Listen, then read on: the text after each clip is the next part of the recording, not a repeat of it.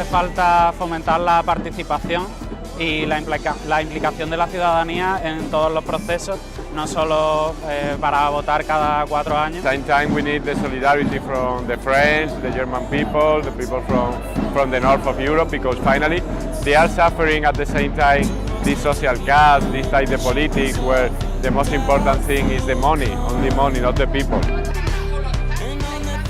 Este edificio es del 1770.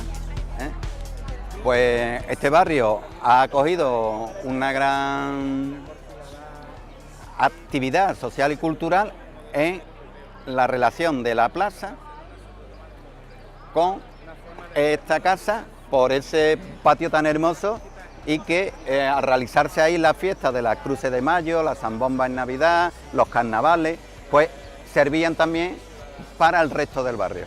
Entonces es una casa que tiene un gran valor simbólico y representativo, por eso se mantiene en el 2014 viva y con ganas, porque por más que hagamos personas concretas por defender esta casa, si no tuviéramos el apoyo del entorno, del barrio, de verdad que no se explica el que hubiéramos durado 14 años. Y aquí hay vecinas con 80 años, hay comerciantes, hay asociaciones, hay artistas, hay personas ideologizadas, ya puedan ser socialistas, comunistas, cristianos, ecologistas. Aquí hay tal gama que no se explica cómo pueden convivir tantos años sin ninguna subvención, siendo tan activos, tan creativos y manteniendo todavía esa relación también con su pasado. Es decir, somos innovadores y también mantenedores de nuestras tradiciones. ¿Me muestras un poco el edificio? Vamos, para.